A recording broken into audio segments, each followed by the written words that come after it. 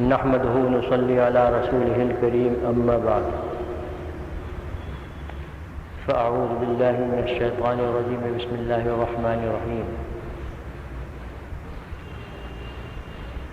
لا تمدن عينيك إلى ما متعنا به أزواجا منهم زهرة الحياة الدنيا لنفتنهم فيه ورزق ربك خير وأبقى۔ محترم حضرات، یہ سورہ طٰہٰ کی ایک آیت ہے جو اس کے آخری رکوع میں موجود ہے۔ اس آیت میں حضور اکرم صلی اللہ علیہ وسلم کو اللہ تعالیٰ نے ایک حکم دیا ہے، اور آپ کو یہ بات ذہن میں رکھنا چاہیے۔ غالباً میں پہلے بھی اس کو عرض کر چکا ہوں کہ جو بات اہم ہوتی ہے اور شروع سے انبیاء کرام اور دوسری امتوں کے لیے وہ حکم ہوتا ہے، اس بات کا حکم دینے کے لیے اس بات کا حکم حضور اکرم صلی اللہ علیہ وسلم کو براہ راست دیا جاتا ہے، لیکن مراد آپ کی امت ہوتی ہے کہ امت کے لیے یہ حکم ہے۔ غالباً پچھلی مجلس میں بھی میں نے اس کو بیان کیا تھا۔ قرآن کریم میں اس کی مثالیں جا بجا موجود ہیں کہ جس قدر اہمیت کا حکم ہوتا ہے اس میں حضور کو خطاب کیا جاتا ہے، اور یہ تو کوئی مسلمان تصور بھی نہیں کر سکتا کہ آپ صلی اللہ علیہ وسلم ذرا سی کوتاہی کرتے ہوں گے۔ مقصود وہی ہوتا ہے کہ امت کو خطاب مقصود ہوتا ہے، اور مطلب یہ ہوتا ہے کہ یہ اس قدر اہم اور عظیم بات ہے کہ ہم اپنے رسول کو براہ راست خطاب کر رہے ہیں، لہذا تم اس کی اہمیت سے پوری طرح واقف ہو جاؤ اور اس پر عمل کرو۔ یہ ہے حاصل آپ صلی اللہ علیہ وسلم کو خطاب کرنے کا۔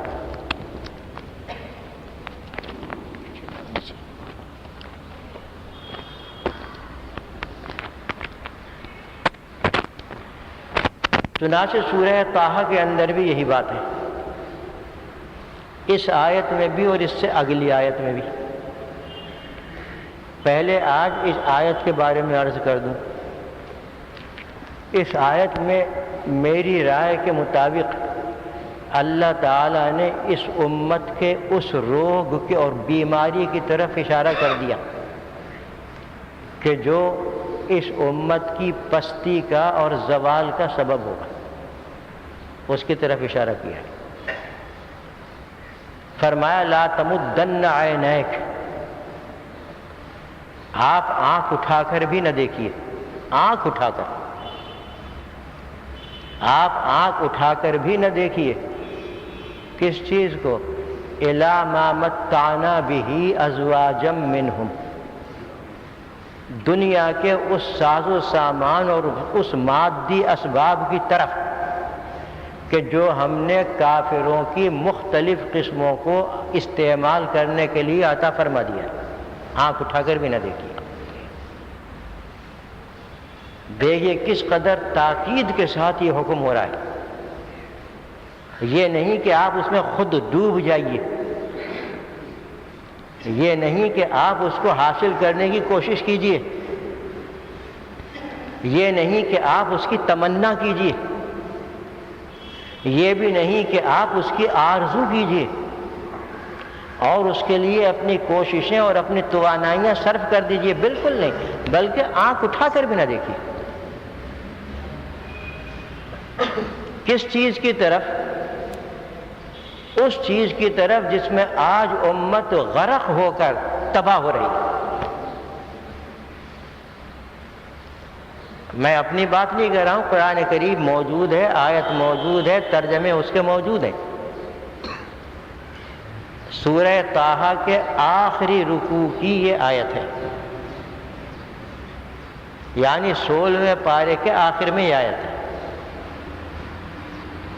کہ آپ ان مادی چیزوں کی طرف، دنیا کے اس ساز و سامان کی جانب، عیش و عشرت کی ان چیزوں کی جانب کہ جو ہم نے مختلف قسم کے کافروں کو استعمال کرنے کے لیے عطا فرما دی ہیں، آنکھ اٹھا کر نہ دیکھیے۔ قرآن کریم کا حکم دیکھیے اور امت کے ہر فرد کے لیے یہ حکم دیکھیے، جس میں مرد بھی داخل ہیں، خواتین بھی داخل ہیں، اور اس کی تاکید حضور اکرم صلی اللہ علیہ وسلم کے خطاب کے ذریعے سے دیکھیے کہ یہ ساز و سامان، دنیا کی عیش و عشرت اور راحت و آرام کا یہ مادی اسباب، یہ ہم نے تمہارے لیے پیدا نہیں کیا۔ آپ تو آنکھ اٹھا کر بھی نہ دیکھیں اس کو۔ یہ تو ہم نے ان کافروں کے جو یہودی ہیں، جو عیسائی اور نصرانی ہیں، جو ہندو ہیں، جو اور دوسرے بت پرست اور کافر ہیں، ان کو اس دنیا کی زندگی میں تھوڑا سا استعمال کرنے کے لیے دے دیا۔ وہ بھی پوری طرح استعمال نہیں کرتے۔ تمام ساز و سامان ہر ایک کے پاس نہیں ہے۔ جتنے بھی کافر ہیں آپ ان کا سروے کر لیجئے، ان میں عیش و عشرت کا سامان رکھنے والے کم ہیں، اور کنگلے، کنگال اور دنیا کے ساز و سامان سے محروم لوگوں کی اکثریت ہے۔ سب کو نہیں دیا، اور جس کو دیا تو سب کچھ نہیں دیا، تھوڑا تھوڑا دے دیا۔ کسی کو کوئی چیز دے دی، مال و دولت دے دی، جس کو جیسے کہ یہودی، کسی کو اور کوئی چیز دے دی جیسے دنیا میں انکشافات اور ایجادات کرنے کی صلاحیت جیسے کہ نصرانی اور عیسائی، کسی کو اور کوئی صلاحیت اللہ نے عطا فرما دی جس سے وہ دنیا خوب حاصل کر لے۔ ایمان والوں کے لیے نہیں، ایمان والوں کے لیے تو یہ حکم ہے کہ اس کی طرف نظر اٹھا کر بھی نہ دیکھو۔ یہ ساز و سامان چند دن میں ان سے چھوٹ جائے گا۔ جب دنیا سے رخصت ہوں گے سب کچھ یہیں چھوڑ کر روانہ ہو جائیں گے، آخرت کا سرمایہ ان کے پاس نہ ہوگا۔ آخرت کے اندر وہ بالکل خالی ہاتھ اور کنگال ہوں گے۔ ایمان والے آخرت کے لیے پیدا کیے گئے ہیں، دنیا کے لیے نہیں۔ دنیا تو گزرتی ہے اور گزرتی چلی جائے گی۔ آپ کے ذہنوں میں بڑے سوالات پیدا ہو رہے ہوں گے، انشاءاللہ ان کو بھی بیان کروں گا۔ اب آگے فرمایا زہرۃ الحیات الدنیا، یہ تو دنیا کی چند روزہ زندگی کی رونق ہے۔ یہ ساز و سامان تو دنیا کی چند روزہ زندگی کے لیے رونق ہے، زہرہ کہتے ہیں رونق کو۔ اور پھر ہم نے یہ ساز و سامان دنیا کا ان کو عطا فرمایا، کیوں؟ لنفتنہم فیہ، تاکہ ہم ان کی آزمائش کریں اور امتحان لیں اس ساز و سامان کو دے کر کہ وہ اس کو کس طرح استعمال کرتے ہیں۔ آیا انسانیت کی خدمت کے لیے استعمال کرتے ہیں یا انسانیت کو ہلاک کرنے کے لیے استعمال کرتے ہیں؟ آیا دنیا کو ترقی دینے کے لیے استعمال کرتے ہیں یا دنیا کو تباہ و برباد کرنے کے لیے استعمال کرتے ہیں؟ آیا وہ اس دنیا کو اپنا محکوم اور غلام بنانے کے لیے استعمال کرتے ہیں اس ساز و سامان کو، یا ہر ایک کو آزادی دینے کے لیے استعمال کرتے ہیں؟ ہم ان کی آزمائش کر رہے ہیں۔ ذرا خیال فرمائیے قرآن کریم کتنی دور تک اشارے کر رہا ہے کہ ساز و سامان تو ہم نے دے دیا، لیکن یہ ساز و سامان دینا خالی از حکمت نہیں، اس کے اندر حکمتیں موجود ہیں۔ ایک حکمت یہ ہے کہ ہم ان کو آزمائیں، ان کا امتحان لیں کہ وہ اس مادی اسباب سے کیا کرتے ہیں۔ آج کی دنیا کا نقشہ دیکھیے، کافروں اور یہودیوں اور عیسائیوں کی حالت دیکھیے، اور ان کے عزائم کو دیکھیے کہ کیا عزائم ہے، کیا ان کے مقاصد ہیں، اس کو دیکھیے۔ آیت قرآنی واضح ہو جائے گی، دیکھ لیجیے۔ یہودیوں کو دیکھ لیجیے کہ دولت کا سانپ بنے بیٹھے، پوری دنیا کی معیشت ان کے قبضے میں ہے، ہاتھ میں ہے۔ اس طرح انہوں نے دولت کو سمیٹا اور سانپ بن کر بیٹھ گئے۔ یہ دولت انسانیت کی خدمت میں خرچ ہو رہی ہے یا انسانوں کو تباہ و برباد کرنے میں؟ کس طرح خرچ ہو رہی ہے؟ خرچ تو کر رہے ہیں، اس لیے کہ دولت آتی ہے تو وہ خرچ کا تقاضا کرتی۔ اچھی جگہ خرچ کرو یا بری جگہ خرچ کرو، خرچ تو کرنا پڑے گا، اس لیے کہ مال و دولت جو ہے یہ گردش کو چاہتا ہے۔ گردش اس کی بند ہو جائے گی، مال و دولت ایک جگہ سمٹ کر جمع ہو جائے گا اور دنیا بالکل مفلوق الحال ہو جائے گی۔ خرچ تو کر رہے ہیں لیکن یہ خرچ کس کے لیے کر رہے ہیں؟ انسانیت کی خدمت کے لیے یا انسانیت کو تباہ و برباد کرنے کے لیے؟ انسانوں کو آزادیاں دینے کے لیے یا انسانوں کو اپنا غلام اور محکوم بنانے کے لیے؟ نقشہ دیکھ جائیے۔ یہودی معیشت پر قابض ہے، پوری دنیا کی معیشت اس کے ہاتھ میں ہے،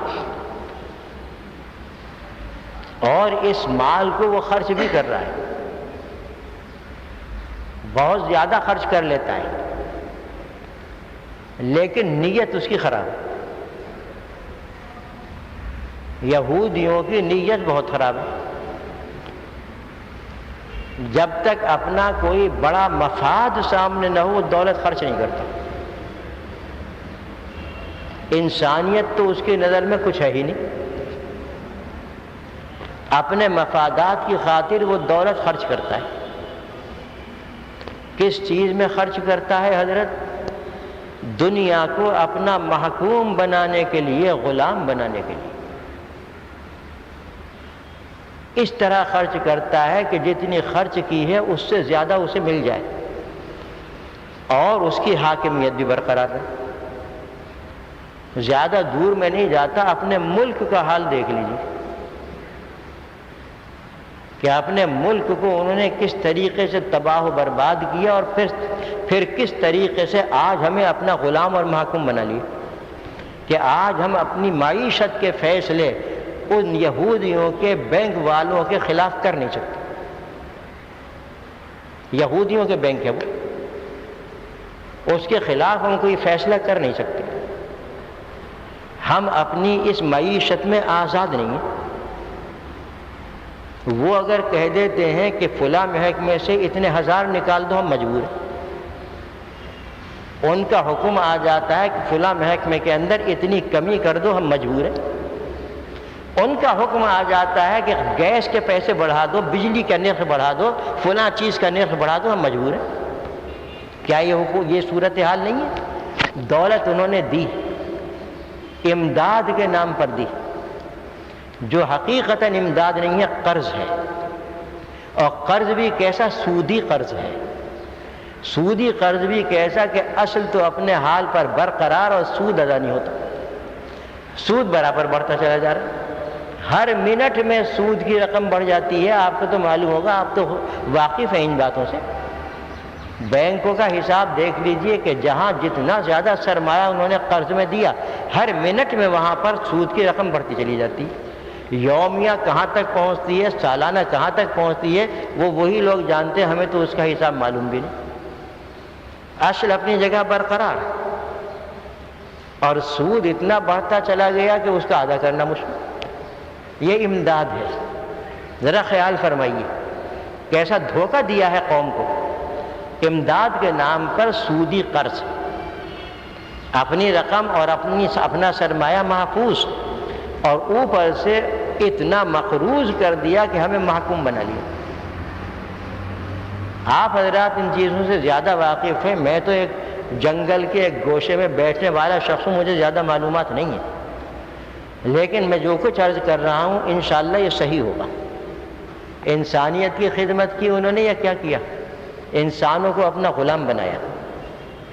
مال و دولت ان کو مل گئی. یا جیسے یہ امریکہ اللہ تعالیٰ اس کو تباہ و برباد کرے اور اس پر لعنتیں بھیجے، اور اللہ تعالیٰ اس کے اندر سے ہی اس کے خلاف بغاوت اٹھائے.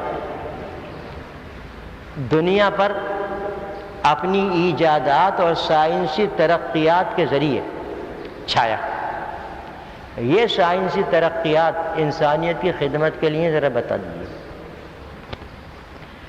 اگر میں اپنے علم کے مطابق، جو ہو سکتا ہے کہ غلط ہو، حقیقت حال واضح کروں تو آپ کے سامنے پورا نقشہ اس طریقے سے آئے گا کہ وہ تو سانپ ہیں، یہودی تو سانپ ہیں جو ڈس رہے ہیں، اور یہ بچھو ہیں جو برابر ڈنک مار رہے ہیں. خصوصاً اس امت مسلمہ مسلسل ڈنک مارتے چلے جا رہے ہیں. دیکھیے آپ، انہوں نے ترقی اتنی کی ان کے قول کے مطابق کہ ایٹم بم بنا لیے. انسانیت کی خدمت کے لیے یہ بم بنایا یا اپنی حاکمیت کو برقرار رکھنے کے لیے اور اپنے چودھری پن کو ثابت کرنے کے لیے؟ انسانیت کی یہ خدمت کی انہوں نے کہ کئی لاکھ آدمی جاپان کے 2 شہروں میں، ہیروشیما اور دوسرا ناگا کیا نام ہے اس کا، وہ جو بھی ہو باہر، وہاں پر لاکھوں آدمیوں کو دم بھر میں ختم کر دیا. یہ انسانیت کی خدمت ہے. کس لیے بنایا انہوں نے؟ اپنی چودراہٹ کو برقرار رکھنے کے لیے. خدمت انسانیت کے لیے نہیں، انسانوں کو ہلاک کرنے کے لیے، ان کو زندگی دینے کے لیے نہیں، انسانیت کو تباہ و برباد کرنے کے لیے، ان کو خوشحال بنانے کے لیے. امتحان ہو رہا ہے ان کا امتحان. یہ ساز و سامان دے کر اللہ تعالیٰ امتحان لے رہے ہیں کہ چلو ہم نے تمہیں یہ صلاحیت دے دی، لیکن ہم یہ دیکھیں گے کہ تم کس طرح استعمال کرتے ہو اس ساز و سامان کو جو ہم نے تم کو عطا فرمایا ہے. ان کی جتنی بھی ایجادات ہیں، سائنسی ترقیات ہیں، آپ ذرا انصاف کے ساتھ غیر جانبدارانہ طریقے پر ان سے مرعوب ہوئے بغیر، ان سے مرعوب نہ ہوجیے، ان سے مرعوب ہوئے بغیر انصاف سے ساتھ ذرا جائزہ لیتے چلے جائیں. یہ تمام سامان جو انہوں نے بنایا، یا تو فرد کی راحت و آرام کے لیے، جیسے گھروں کے اندر بعض تنصیبات ہوتی ہیں، یا اپنی قوم کی بلندی اور برتری ظاہر کرنے کے لیے، یا انسانیت کو تباہ و برباد کرنے کے لیے. اس میں شک نہیں کہ انہوں نے راحت و آرام کی بعض چیزیں بنائی، لیکن وہ ہر فرد کی ہیں. اجتماعی طور پر کیا کیا؟ کون سی خوشحالی انہوں نے پیدا کر دی ان سے؟ کون سی ترقی انہوں نے دے دی؟ یہ 3 چیزیں جو میں نے بتائی ہیں، انشاءاللہ ان کی ایجادات اسی کے اندر رہیں. یا تو ہر فرد کی راحت و آرام کے لیے، یا اپنی قومی بلندی اور برتری ظاہر کرنے کے لیے، یا انسانیت کو تباہ و برباد کرنے کے لیے. یہ سب امتحان ہو رہا ہے. جیسے استعمال کریں گے جس سامان کو، آخرت میں ان کے سامنے وہی آ جائے گا. یہ امریکہ ملعون اور مردود ان لاکھوں انسانوں کو ایک لمحے میں ایٹم بم سے بھسم کرنے کے بعد یہ نہ سمجھے کہ آخرت میں چھوٹ جائے گا، یہ نہ سمجھے، آخرت میں اس پر گرفت ہوگی، اور ایسی گرفت ہوگی کہ جتنے بھی اس کے اندر شریک تھے ان کو ان کے عذاب میں اس قدر اضافہ کر دیا جائے گا، اس قدر اضافہ کر دیا جائے گا کہ جو ناقابل برداشت ہے۔ اللہ کے یہاں ظلم پسند نہیں ہے، اللہ کے دربار میں ظلم کی کوئی گنجائش نہیں ہے۔ حدیث شریف میں آتا ہے کہ اللہ تعالیٰ فرماتے ہیں کہ میں نے اپنے اوپر ظلم کرنے کو حرام کر رکھا ہے، میں ظلم نہیں کروں گا کسی پر، لہذا بندوں کو بھی چاہیے کہ وہ ایک دوسرے پر ظلم نہ کریں۔ ظلم کرنا یہ اللہ کے لیے نہیں ہے، وما انا بظلام للعبید، میں اپنے بندوں پر ذرا سا بھی ظلم نہیں کروں گا۔ لیکن یہ بندے کیا کر رہے ہیں؟ یہ انسانیت پر ظلم کر رہے ہیں، یہ ظلم کر رہے ہیں اس صلاحیت کے ذریعے جو اللہ نے ان کو عطا فرمائی، انسانوں پر ظلم کر رہے ہیں، دنیا پر ظلم کر رہے ہیں۔ آپ ذرا غور کر کے دیکھیے اور تاریخ کا مشاہدہ کیجیے، خصوصاً اس تقریباً 70 سالہ تاریخ کا مشاہدہ کر لیجیے، یہی چیز نظر آئی۔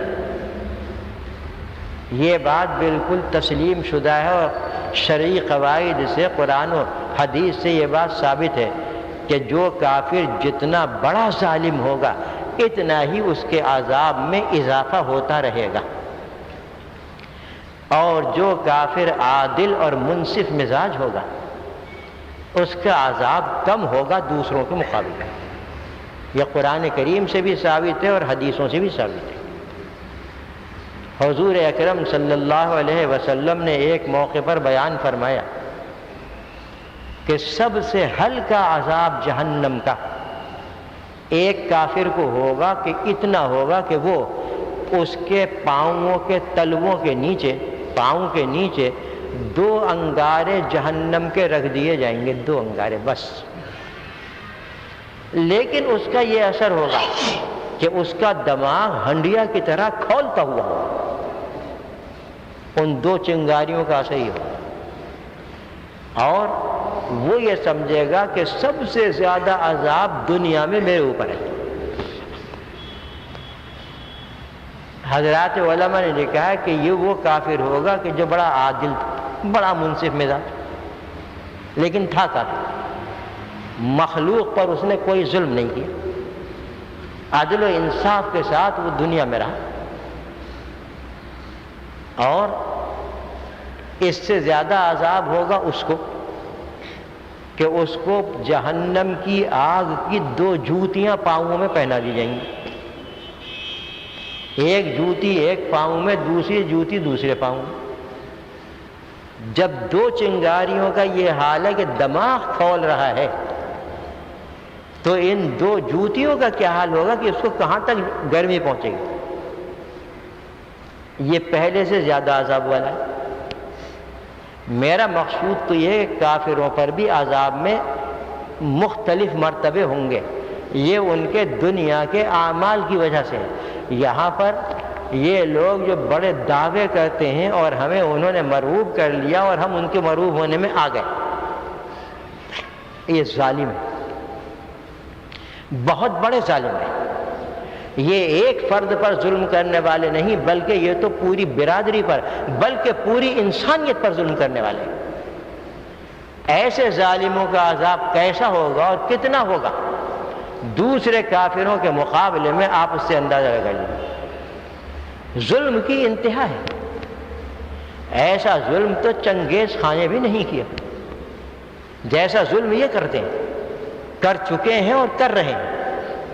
اور بڑے سے بڑے ظالم بادشاہ نے، یعنی فرعون نے، اس نے بھی یہ ظلم نہیں کیا، اور اسے نمرود نے بھی یہ ظلم نہیں کیا جو ظلم یہ کر رہے ہیں۔